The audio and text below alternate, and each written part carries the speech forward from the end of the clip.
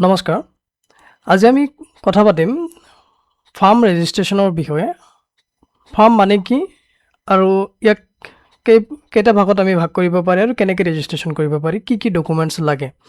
পোনপ্ৰথমে অসমত যদি আপুনি এটা স্মল স্কেলছ বিজনেছ ষ্টাৰ্ট কৰিব খুজিছে, এইটো হ'ব পাৰে মেনুফেকচাৰিং নাইবা ছাৰ্ভিচ ছেক্টৰত নাইবা প্ৰডাকশ্যন ছেক্টৰত।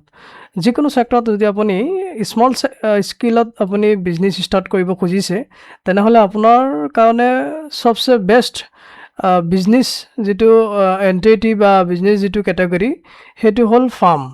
এটা ফাৰ্মৰ জৰিয়তে আপুনি বিজনেছটো ষ্টাৰ্ট কৰিব পাৰে আৰু লাহে লাহে যেতিয়া এইটো গ্ৰ'থ হোৱাৰ পিছত আপুনি ইয়াত লাৰ্জ স্কেলত ল'বলৈ আপুনি প্ৰাইভেট লিমিটেড কোম্পানী নাইবা আপুনি লিমিটেড কোম্পানীলৈকে লৈ যাব পাৰে। আহক আমি জানো আজি ফাৰ্ম মানে কি।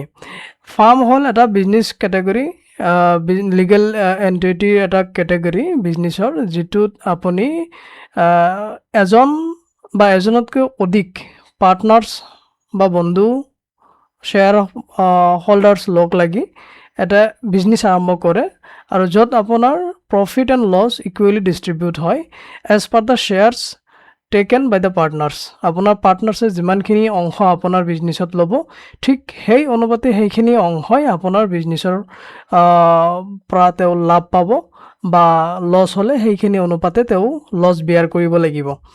পাৰ্টনাৰশ্বিপ ফাৰ্ম আমি দুটা ভাগত বিভক্ত কৰিব পাৰি। এটা হ'ল পাৰ্টনাৰশ্বিপ ফাৰ্ম আৰু এটা হ'ল প্ৰপাৰ্টাৰশ্বিপ ফাৰ্ম। পাৰ্টনাৰশ্বিপ ফাৰ্মত মিনিমাম দুজন মানুহৰ প্ৰয়োজন বা দুজন পাৰ্টনাৰ্ছৰ প্ৰয়োজন হয় আৰু চলো প্ৰপাৰ্টাৰশ্বিপ ফাৰ্মত আপোনাৰ ইণ্ডিভিজুৱেল অনাৰ থাকে বা যিজন ব্যক্তিয়ে আৰম্ভ কৰিব তেওঁ অকলে এইটো চলাব লাগিব বা তেওঁ আন কোনোবা ব্যক্তি ইয়াত পাৰ্টনাৰ হিচাপে বা শ্বেয়াৰ হিচাপে জইন কৰাব নোৱাৰিব। এমপ্লয়ী ৰাখিব পাৰিব বা কৰ্মচাৰী ৰাখিব পাৰিব, কিন্তু ইয়াতে বিজনেছৰ পাৰ্টনাৰ হিচাপে কাৰোবাক ইনভলভ কৰাব নোৱাৰিব লিগেলি। আৰু পাৰ্টনাৰশ্বিপ ফাৰ্ম যিটো হ'ব, সেইটো এটা different and independent business entity হ'ব, যিটোত আপোনাৰ বিজনেছ ফাৰ্মৰ বা পাৰ্টনাৰশ্বিপ ফাৰ্মটোৰ যিটো নাম হ'ব, সেইটো নামত আপুনি পেন কাৰ্ড পাব। সেইটো নামত আপুনি স্পেচিফিকেলি গোটেই ট্ৰেনজেকশ্যনখিনি কৰিব পাৰিব এজ এ জুডিচিয়েল পাৰ্চন হিচাপে। সেই ফাৰ্মটোক আপোনালোকৰ মান্যতা দিয়া হ'ব বা স্বীকৃতি দিয়া হ'ব এজ পাৰ ল'। আৰু চলো প্ৰপাৰ্টাৰশ্বিপটোত আপোনাৰ যিজন অনাৰ থাকিব, তেওঁ নিজে সেই বিজনেছটোৰ মালিকীস্বত্ব বা গোটেই ৰেছপনচিবিলিটি বা লছ এণ্ড প্ৰফিট নাইবা যিখিনি লিগেল এলিগেশ্যন আহিব, সেই পাৰ্টনাৰশ্বিপ যিটো চলো প্ৰপাৰ্টাৰশ্বিপ ফাৰ্ম হ'ব, যিটো ইণ্ডিভিজুৱেল ফাৰ্ম হ'ব, সেই মালিকজনে ল'ব লাগিব। বেছিক ডিফাৰেঞ্চ এইখিনিয়ে। বাকী ইয়াতে গভীৰভাৱে অলপ আলোচনা কৰোঁ আহক। Partnership farm registration in Assam. Partnership farm অসমত ৰেজিষ্ট্ৰেশ্যন কৰিবলৈ হ'লে যিটো ইণ্ডিয়ান পাৰ্টনাৰশ্বিপ এক্ট 1932 আছে, সেইটোৰ আণ্ডাৰত আপোনালোকে ৰেজিষ্ট্ৰেশ্যনটো লাভ কৰিব। ৰেজিষ্টাৰ অফ ফাৰ্মছৰ পৰা যিটো ডিপাৰ্টমেণ্ট আছে ফাইনেন্স ডিপাৰ্টমেণ্টৰ, বৰ্তমান অফিচটো গুৱাহাটীৰ কৰ ভৱনত স্থিত, সেইটো অফিচৰ পৰা আপোনালোকে পাৰ্টনাৰশ্বিপ ফাৰ্মৰ ৰেজিষ্ট্ৰেশ্যন লাইচেঞ্চ বা চাৰ্টিফিকেটখন পাব। ইয়াৰ এলিজিবিলিটি হ'ল, যেনেকৈ মই কৈছোঁ, মিনিমাম 2 পাৰ্টনাৰ্ছ লাগিব, মেক্সিমাম 20 পাৰ্টনাৰ্ছ থাকিব পাৰিব কিছুমান বিজনেছৰ ক্ষেত্ৰত। ভেলিড বিজনেছ এড্ৰেছ বা এড্ৰেছ প্ৰুফ লাগিব, ইলেক্ট্ৰিচিটি বিল বা নাইবা এগ্ৰিমেণ্ট লাগিব আপোনাৰ বিজনেছৰ এড্ৰেছ প্ৰুফ হিচাপে। Partnership deed executed by all partners. এখন এগ্ৰিমেণ্ট বা ডিড লাগিব, যিটোত আপোনাৰ পাৰ্টনাৰশ্বিপ ফাৰ্মৰ বিষয়ে লিখা থাকিব, নাম, এড্ৰেছ, কি বিজনেছ কৰিব, অবজেক্টিভছ, কিমানজন পাৰ্টনাৰ্ছ থাকিব আৰু তেওঁলোকৰ অংশ কিমান থাকিব, সকলোবোৰ ইয়াতে ইনক্লুড থাকিব এই এগ্ৰিমেণ্ট বা পাৰ্টনাৰশ্বিপ ডিডটোত। ডকুমেণ্টছৰ ভিতৰত ফাৰ্মৰ নাম লাগিব, বিজনেছ এক্টিভিটিৰ কাৰণে আপোনাৰ এটা ফিজিকেল এড্ৰেছ লাগিব বা ফিজিকেল অফিচ বা ফাৰ্ম হাউচ লাগিব। প্ৰিন্সিপাল প্লেচ অফ বিজনেছেছ, এটা যিকোনো মিনিমাম এটা ৰেজিষ্টাৰ্ড অফিচ দেখাব লাগিব আৰু এড্ৰেছ,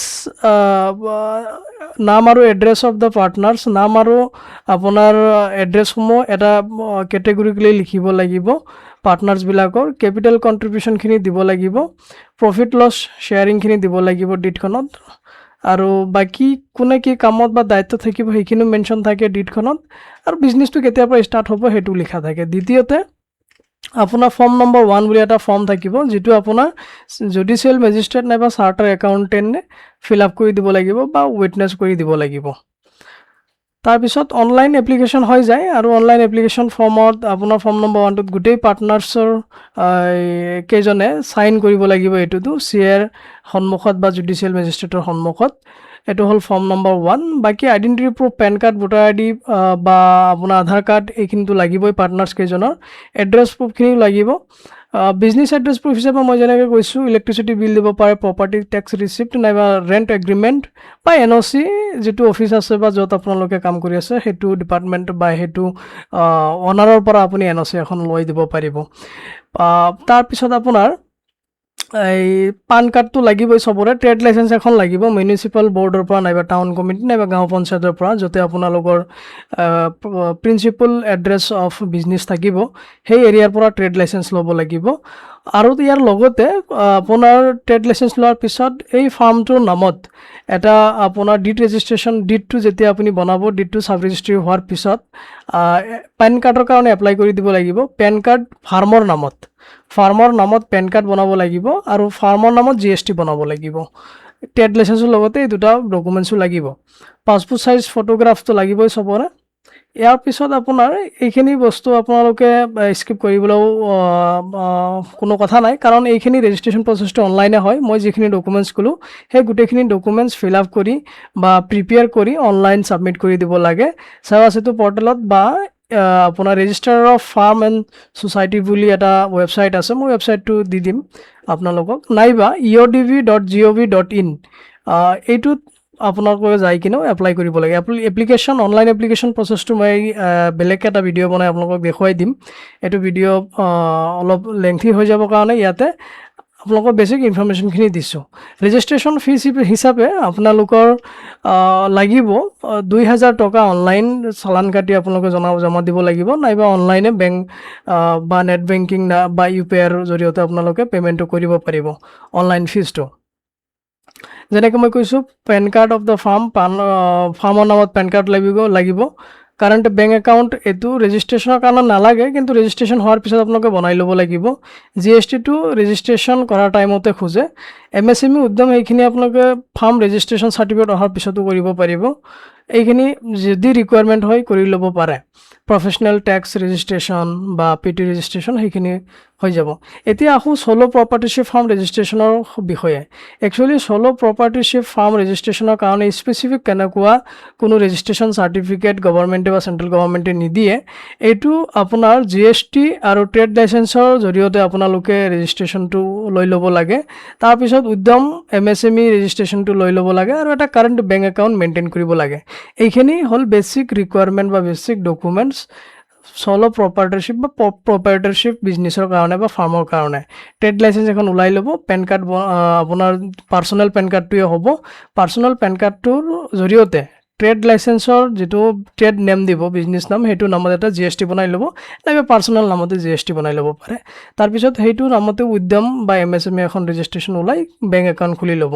এইখিনি ডকুমেণ্টছে লাগে। বাকী ৰেণ্ট এগ্ৰিমেণ্ট এইখিনি আপোনালোকে বনাই ৰাখিব পাৰে যদি কোনোবাত আপুনি ভাড়া লৈছে। আৰু বাকী এইখিনিয়ে GST MSME এইখিনি অনলাইন ওলাই যায়। বেংক একাউণ্টটো আজিকালি অনলাইনে হৈ যায়। তথাপিও আপোনালোকে ভাল ব্ৰাঞ্চ চাই সেইখিনি ওলাই ল'ব, বিকজ ইন ফিউচাৰ আপোনাৰ বিজনেছটো যেতিয়া গ্ৰ' হ'ব, তেতিয়া আপোনালোকে এই ফাৰ্ম বা আপোনালোকৰ বিজনেছটোৰ ওপৰত লোন ল'ব পাৰিব। তো আপোনালোকৰ যদি কিবা অসুবিধা হয় ৰেজিষ্ট্ৰেশ্যন প্ৰক্ৰিয়াটো কমপ্লিট কৰিবলৈ, আমাৰ লগত যোগাযোগ কৰিব পাৰে। আমাৰ ফালৰ পৰা ৰেজিষ্ট্ৰেশ্যনটো কমপ্লিট কৰি দিয়া হয়। এণ্টায়াৰ ৰেজিষ্ট্ৰেশ্যন প্ৰচেছটো আমি চাওঁ। ইয়াতে আপোনাৰ ডকুমেণ্টছ প্ৰিপেৰেশ্যনৰ পৰা আৰম্ভ কৰি আমাৰ অনলাইন এপ্লিকেশ্যন ফাইনেল চাৰ্টিফিকেট পোৱালৈকে আমাৰ ফালৰ পৰা আমি গাইড কৰোঁ। তো আপোনালোকে যদি বিচাৰে আমাৰ ফালৰ পৰা ৰেজিষ্ট্ৰেশ্যন প্ৰক্ৰিয়াটো আমি কমপ্লিট কৰি দিব পাৰোঁ। আমাৰ লগত যোগাযোগ কৰিব পাৰে। আশা কৰিছোঁ ভিডিঅ'টো আপোনালোকে চাই ভাল পালে।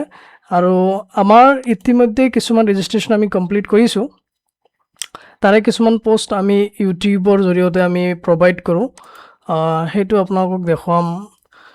আমি ইউটিউবত কিছুমান পোষ্ট দি থাকোঁ, য'ত আমাৰ ৰিচেণ্ট যিবিলাক ৰেজিষ্ট্ৰেশ্যন আমি ডেলিভাৰ্ড কৰোঁ সেইবিলাকৰ বিষয়ে। তো ইয়াতে আছে আপোনালোকৰ এণ্টাৰপ্ৰাইজ ৰেজিষ্ট্ৰেশ্যন, যিটো পাৰ্টনাৰশ্বিপ ফাৰ্ম মেটা কনষ্ট্ৰাকশ্যন বুলি আমি এটা ৰেজিষ্ট্ৰেশ্যন ইতিমধ্যে যোৱাকালি ডেলিভাৰ্ড কৰিছোঁ। MKB কনষ্ট্ৰাকশ্যন বুলি পাৰ্টনাৰশ্বিপ ফাৰ্ম এখন আমি ৰেজিষ্ট্ৰেশ্যন কৰি ডেলিভাৰ্ড কৰিছোঁ। বাকী ঠিক তেনেকুৱাকৈ আমি ছ'চাইটি বা NGOবিলাকো ৰেজিষ্ট্ৰেশ্যনৰ ছাৰ্ভিচ দিওঁ। গতিকে আপোনালোকে ফাৰ্মৰ বিষয়ে যদি সবিশেষ জানিবলগীয়া থাকে বা ৰেজিষ্ট্ৰেশ্যন কৰিবলগীয়া থাকে, আমাৰ থ্ৰু দি যদি কৰিব বিচাৰে আমাৰ লগত যোগাযোগ কৰিব পাৰে। ধন্যবাদ ভিডিঅ'টো চোৱাৰ কাৰণে। আশা কৰিছোঁ আপোনালোকে উপকৃত হ'ব আমাৰ ভিডিঅ'বোৰ চাই, আৰু যদি ভাল পায় তেনেহ'লে লাইক আৰু ছাবস্ক্ৰাইব কৰিবলৈ নাপাহৰিব। ধন্যবাদ।